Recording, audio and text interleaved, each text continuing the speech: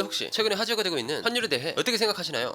환율 말도 마라 얼마나 끝도 없이 오르던지 아주 장난이 아니라니까. 뭐 이렇게 생각하고 계신 분들이 많으실 텐데요. 먼저 환율이란 자기 나라 돈과 다른 나라 돈의 교환 비율을 말합니다. 그러니까 이 전 세계 기축통화인 달러 환율이 낮아질수록 자기 나라 돈의 가치가 높아지고 반대로 환율이 높아질수록 가치가 낮아지게 되는 거죠. 결국 환율이 낮으면 외국에서 물건을 더 싼 가격으로 사올 수 있고 반대로 환율이 높으면 그만큼 비싼 돈을 내고 물건을 사야 한다는 겁니다. 최근 우리나라의 달러당 환율은 1년 사이에 1200원 정도에서 1400원까지 올라갔었죠. 그런데 여기 우리나라의 상승폭은 쌈 싸먹을 정도로 환율 상승이 심각한 나라가 있다고 하죠. 바로 이집트. 아니 도대체 환율이 얼마나 올랐길래 쌈 싸먹을 정도로 심각하다는 거야. 이집트는 지난 1년 동안 달러당 환율이 무려 50%가 넘게 오를 정도로 이집트 파운드의 가치가 바닥으로 아니 나라까지 떨어져 버렸다고 합니다. 그 이유를 잠깐 살펴보게 되면 이집트는 오래된 역사를 가진 만큼 다양한 유적과 유물을 가지고 있잖아요. 그러다 보니 관광으로 많은 수입을 벌어들이고 있었다고 하죠. 하지만 코로나19로 인해 관광 수입이 큰 타격을 받게 되었습니다. 게다가 이집트인들의 주식이자 주요 수입품인 밀 가격까지 러시아 우크라이나 전쟁으로 인해 폭등하면서 이집트의 외환 보유고는 텅 비기 일보 직전이라고 하죠. 그런데 이게 얼마나 심각한지 지금 당장 이집트에 외환 위기가 와도 전혀 이상하지 않을 정도라는 겁니다. 결국 어떻게 살아보겠다고 이집트는 여러 차례 IMF의 구제금융을 받았다고 하는데 자 그럼 뭐 누레이급 비밀 진짜 힘들어 죽겠다 돈 한 번만 더 빌려줘. 이집트 경제 위기 편 지금부터 시작합니다. 이집트는 북아프리카와 서아시아를 연결하는 지역에 위치한 국가로 그 역사만 해도 무려 5000년이 넘는 엄청난 기간을 자랑하고 있습니다. 이름만 들어도 다 알고 계실 법한 피라미드나 스핑크스는 이집트의 대표적인 유적인데요. 그 중에서도 가장 오래된 것들은 4500년의 역사 정도는 가뿐히 넘어간다고 하죠. 심지어 피라미드가 한두 개도 아니고 수십 개도 아닌 100개가 넘는다고 하니 뭐 이것만으로도 이집트를 찾아오는 사람들이 놀라서 자빠질 정도라고 합니다. 게다가 역사가 길다 보니 오랜 세월 동안 유물이 말 그대로 산더미처럼 쌓이게 되었고 유물이 박물관에도 다 전시하지 못할 정도라서 창고에 박혀있는 유물들도 많이 있다고 하죠. 이로 인해 해마다 많은 관광객이 이 유물들을 보러 이집트를 방문하고 있다고 하는데요.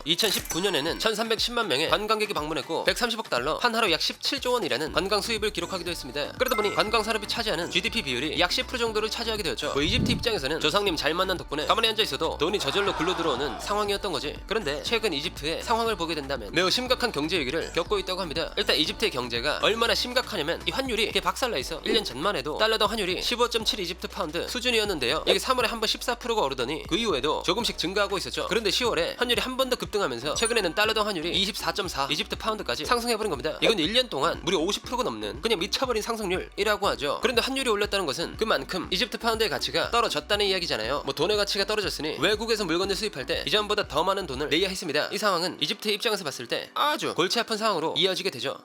물건은 다 확인했고 자 여기 이만큼 주면 되지. 뭐? 야 장난해? 이제 그 정도로는 못 가져가. 거기서 반은 더 줘야지. 아니 저번에는 이걸로 충분했잖아. 이제 와서 왜 딴소리야? 그건 그때고 너네 나라 돈값 존나 떨어졌잖아. 달러로 받아야 하니까 당연히 더 줘야지. 뭐 이렇게 기존에 구매하는 가격보다 비싸게 물건을 사와야 했던 겁니다. 그러다 보니 자연스럽게 이집트 내에서도 물건의 가격이 비싸지기 시작하죠. 먼저 이집트의 물가 상승률은 2022년 1월 7.3%에서 2022년 10월에는 16.2%까지 상승하게 됩니다. 게다가 소비자 물가 지수는 137.3을 찍어버렸다고 하는데 이게 무슨 뜻이냐면 소비자 물가 지수가 100일 때보다 물가 지수가 37.3% 올랐다는 거죠. 참고로 2022년 1월까지만 해도 이집트의 소비자 물가 지수는 118.2였다고 합니다. 그런데 여기서 끝나는 것이 아니라 진짜 심각한 건 따로 있었다고 하는데요. 비싼 가격에 외국에서 물건을 사오다 보니까 외환 보유고가 정말 바닥을 보이기 시작한 거죠. 쉽게 말해 이제는 외국이랑 거래할 달러도 없어지기 시작했다는 겁니다. 아무래도 국가의 달러가 부족하다 보니 정부에서는 달러 유출을 막기 위해서 수입업자들의 달러 사용을 제한하고 은행 고객들의 달러 인출을 어렵게 만들어 버렸죠. 하지만 이 정책은 큰 효과를 거두지 못했다고 합니다. 먼저 2019년까지 이집트의 외환 보유고는 450억 달러 한화로 약 59조 5천억 원 수준이었다고 하는데 이게 2022년 10월에는 330억 달러 한화로 약 43조 5천억 원까지 떨어져 버리게 된 것이죠. 그런데 여기서 진짜 심각한 게 금고에 돈이 없는 게 끝이 아니라는 겁니다. 아니 지금 이집트가 외국에 갚아야 하는 돈만 1580억 달러 한화로 약 207조 2천억 원이야. 그러니까 내 금고에 들어가 있는 돈보다 내가 다른 사람들 줘야 할 빚이 거의 5배는 많다는 거죠. 그러다 보니 외환 보유고는 텅 비기 직전이라 이집트는 지금 당장 외환 위기가 터져도 전혀 이상하지 않고 돈 없어서 너네가 빌려준 돈 못 갚겠다면서 디폴트를 선언할 수도 있는 상황이라고 합니다. 아니 관광산업으로 그렇게 잘 나가던 이집트가 왜 갑자기 이렇게 꼬꾸라진 거야? 라고 생각하실 수 있으실 텐데요. 그 이유를 한번 살펴보게 되면 앞에서 이집트 GDP의 10% 정도가 관광산업이라고 했었잖아요. 그런데 이 코로나19가 2019년 12월 이후 전 세계 관광산업을 강타했죠. 5000년이라는 유구한 역사를 자랑하는 이집트 조상님들도 코로나19는 어쩔 수 없었는지 이집트도 이 여파를 직방으로 맞고 턱이 제대로 돌아가 버립니다. 결국 2020년에는 관광 수입이 70%나 줄어들면서 40억 달러 한화로 약 5조 2천억 원 수준으로 아주 떡락해버리죠. 그렇게 이집트는 조상님 믿고 가만히 있다가는 5000년 역사고 나발이고 망해버릴 것 같으니까 국제통화기금 즉 IMF에서 코로나에 대응하기 위해 80억 달러 한화로 약 10조 5천억 원에 달하는 돈을 빌리게 됩니다. 뭐 일단 그걸로 수습하고 상황이 괜찮아지면 어떻게든 갚아버리고 했겠지만 지난 2022년 2월 24일 러시아가 우크라이나를 침공하면서 이집트의 희망이 개박살이 나버리죠. 이집트 여행사의 말에 따르면 이집트 관광객 중에 10%가 러시아인 3%가 우크라이나인으로 꽤 높은 비중을 차지하고 있다고 합니다. 하지만 전쟁 이후 러시아 우크라이나 관광객들이 급격하게 줄어들게 되었잖아요. 그러다 보니 이집트를 방문하는 관광객들이 엄청나게 줄어든 거야. 안 그래도 코로나19가 완화되면서 관광산업이 산업이 회복되고 있었는데 전쟁이 장기화되고 있다는 소식은 이집트 입장에서 봤을 때 진짜 암울할 수밖에 없는 거지. 그런데 전쟁으로 인한 문제는 이게 끝이 아니었다고 하죠. 일단 이집트는 밀을 주식으로 먹고 있는 나라입니다. 이집트의 지리적 특성상 나일강 근처를 제외하면 여기서 저기까지 텅 빈 사막이 아니면 유적지라고 하거든요. 이로 인해 1억이 넘는 인구가 먹을 만한 밀을 충분히 생산할 수 없었죠. 결국 이집트는 부족한 밀을 해외에서 사들이면서 세계 최대의 밀 수입국으로 자리 잡게 되는데 하필 세계 밀 생산량의 3위랑 7위를 차지하고 있는 나라가 바로 러시아랑 우크라이나네. 심지어 이집트에선 2021년 기준으로 밀의 50%를 러시아에서 30%는 우크라이나에서 수입하고 있었다고 하니 전쟁이 시작되면서 원래 1톤에 300달러 미치였던 국제 밀 가격이 400달러 이상으로 치솟았고 이집트는 안 그래도 없는 살림에 더 비싼 돈 주고 밀을 수입할 수밖에 없었죠. 그렇지 않아도 흔들리던 이집트의 경제가 이런 상황으로 더욱 악화될 조짐이 보이자 해외 투자자들이 보기에도 이집트에 계속 투자하기가 좀 그래. 이 상황을 보고 당연히 해외 투자자들은 투자금을 회수하기 시작했죠. 결국 해외 투자자들에게 돈까지 돌려주면서 외환부요원의 이집트의 사막처럼 빠르게 말라갔습니다. 하지만 이집트가 돌려줘야 할 돈은 투자금이 끝이 아니었는데요. 이집트는 이것저것 많이도 돌아다니면서 돈을 빌리고 다녔고 빚이 쌓이고 쌓여 앞에서 말했던 것처럼 이렇게 빌린 돈만 무려 1580억 달러에 달하게 되었던 거죠. 아니 뭐 어쩌려고 뒷일은 생각도 안 하고 돈을 이렇게 많이 빌린 거야? 뭐 이렇게 생각하고 계실 텐데요. 이집트는 현재 행정수도를 건설하고 있다고 합니다. 그 규모가 얼마나 큰지 최대 650만 명까지 거주할 수 있는 도시를 만들고 대통령궁과 국회, 정부기관을 다 때려박을 계획을 세우고 있다고 하죠. 게다가 이건 말고도 여러가지 대규모 프로젝트를 동시에 진행하고 있다 보니 당장 필요한 자금을 마련해보겠다고 나중에 죽어나갈 건 생각도 안 하고 빌린 거지. 그런데 일단 당장 진행하는 프로젝트가 많으니까 사람들 눈에는 와 지린다. 이렇게 큰 사업을 진행할 수 있다고? 이집트 개쩌는데? 뭐 이렇게 보이는 상황인 겁니다. 그러다 보니 이집트가 진행 중인 사업들로 인해 GDP는 매년 상승하는 중이죠. 하지만 빚이 얼마나 되는지 알고 있는 사람들한텐 이것만큼 미련한 짓이 없어. 그렇게 이들은 GDP는 증가하고 있어도 국민은 오히려 가난해지고 있다면서 목소리를 높이는 중이라고 합니다. 실제로 국민들의 삶이 얼마나 어려운지 살펴보면 식량을 구하기도 어려운 상황이라고 하는데요. 식량이 얼마나 부족하면 마트에서 구매량의 제한을 걸어버리네. 결국 마트 한 곳에서 산 식량으로는 온 가족이 입에 풀칠도 못하게 된 거지. 그리고 부족한 건 식량뿐만이 아니었습니다. 이집트는 약품도 대부분 수입해오고 있었죠. 당연히 약품도 거의 동납을 했고 약을 구할 수 없는 이집트인들은 암시장에서 약을 찾고 있다고 합니다. 하지만 암시장이라는 거래처 특성상 비싼 돈 주고 사는 건 꿈도 못 꾸는 사람도 존재했죠. 또 이집트의 실업률이 점점 증가하고 있다고 하는데 국제노동기구에서 추정한 이집트의 실업률은 2019년 7.8%에서 2021년 9.3%까지 증가했습니다. 심지어 청년 실업률은 2019년 21%에서 2021년 24.3%까지 증가했죠. 아무래도 이렇게 실업률이 점점 증가하다 보니 이집트의 카이로와 알렉산드리아 등 곳곳의 도시에서는 성범죄들이 비교적 자주 일어난다고 합니다. 돈을 벌기 위해 이집트 여성들이 유럽 지역으로 원정 성노동을 하러 가기도 하고 아직 어른이 되지 않은 어린 새싹들마저도 매춘업체에 팔려가는 등 상황은 생각보다 훨씬 심각하다고 하죠. 특히 어른들의 강요로 앵벌이나 인신매매를 하면서 문제를 일으키고 있는데 이집트에는 인신매매 방지법이 존재한다고 하지만 현실적으로 인신매매범을 확인하고 수사한 뒤 기소하는 과정은 범죄를 방지하는데 별 도움은 되지 않는다고 하네요. 아니 상황이 이 정도까지 왔으면 이집트 정부에서 뭐라도 해야 하는 거 아니야? 뭐 이집트 입장에서도 나라가 언제 망할지 모르는 상태로 앉아있을 수는 없으니 경제 위기에서 벗어나기 위해 다양한 노력을 하고 있다고 합니다. 먼저 이집트 정부는 우주 뚫어버릴 기세로 올라가는 물가를 잡기 위해서 금리를 인상했죠. 보통 금리를 올리면 사람들이 은행에 저축을 많이 하게 되잖아요. 그렇게 은행에 돈이 들어가게 되면 시중에 돌아다니는 돈이 줄어들고 결국에는 돈의 가치가 올라가면서 물가는 떨어지게 됩니다. 2022년 3월 21일 기준금리를 1% 올린 걸 시작으로 5월 19일에 2%, 10월 27일에 다시 2%로 올리면서 1년 동안 세 차례에 걸쳐서 기준금리를 무려 5%나 올려버렸습니다. 기준금리는 현재 무려 13.25%까지 올라간 상황이죠. 하지만 이 방법으로는 지금 당장 부족한 외화를 얻을 수는 없었는데요. 결국 정부에서는 부족한 외화를 마련하기 위해 천연가스를 수출할 계획을 세웁니다. 전기를 아껴서 발전에 필요한 천연가스를 내다 팔자는 거였죠. 그렇게 이집트는 전기 소비를 줄이기 위해서 국민들의 생활에 대한 규제에 들어가게 됩니다. 먼저 상점과 공공시설에 당한 조명 사용을 제한하고 공공기관도 근무가 끝나면 칼같이 불을 끄게 했죠. 그리고 밤 11시 이후에는 가로등과 상점에 불을 다 꺼버리면서 일다 했으면 집에 가서 자빠져 잠이나 자 뭐 이런 느낌의 정책을 실행한 겁니다. 게다가 실내 냉방 최저 온도를 기존 20도에서 25도로 높이면서 전력 소모를 줄이려고 하고 있죠. 이집트 정부는 이를 통해 15% 정도의 전기를 아낄 수 있을 거라고 보는데요. 이만큼의 전기를 생산하는 데 필요한 천연가스를 해외에 수출하면 한 달에 1억 5천만 달러, 한 하루 약 2천억 원의 수익을 올릴 수 있을 거라 기대하고 있습니다. 그 밖에도 미국에서 500만 달러, 한 하루 약 66억 원을 지원받거나 세계은행에서 500만 달러의 차관을 제공받기도 하고 이집트의 국영기업 지분을 매각하기도 하면서 외화를 조달하고 있다고 하죠. 그런데 이걸로는 부족한 외화를 채우기에는 너무 부족해. 결국 이집트는 2020년에 그랬던 것처럼 IMF의 도움을 받아 자금을 마련하기로 했습니다.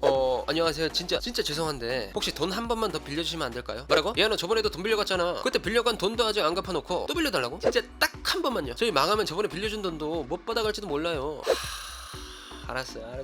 알았어. 돈 빌려줄 테니까 이번에는 잘해라. 이렇게 2022년 3월부터 지원을 받기 위한 협상을 하기 시작했고 2022년 10월 27일 IMF는 이집트의 학대 금융을 제공하기로 합의했습니다. 그렇게 이집트는 46개월간 30억 달러, 한 하루 약 3조 9천억 원의 자금 지원을 받을 수 있게 되었죠. 그런데 앞에서 이집트가 80억 달러를 빌렸었다고 했잖아요. 사실 이집트는 2016년에도 120억 달러, 한 하루 약 15조 7천억 원을 빌린 과거가 있는데 이때도 이집트는 IMF의 지원을 받기 위해 파운드 가치를 48%나 떨어뜨립니다. 뭐 이런 식으로 아주 밥 먹듯이 돈을 빌려대다 보니 이집트가 세 차례에 걸쳐서 IMF에서 빌린 금액만 동안 230억 달러, 한화로 약 30조 4천억 원에 달한다고 하죠. 이건 아르헨티나에 이어 2위에 해당하는 금액이라고 하는데 우리나라도 경험해봤지만 관리가 빡세기로 유명한 IMF에서 돈을 그렇게 빌려댔으니 이집트는 진짜 허리띠 꽉 졸라매고 경제 위기를 헤쳐나가기 위해서 노력해야 할 것 같습니다. 자, 그럼 수천 년의 역사를 자랑해온 이집트의 경제가 살아나길 바라면서 오늘의 1급 배밀 마치도록 하겠습니다. 다음에 또 다른 이야기를 담으려 1급 배밀 파일을 들고 다시 찾아오도록 하겠습니다. 감사합니다.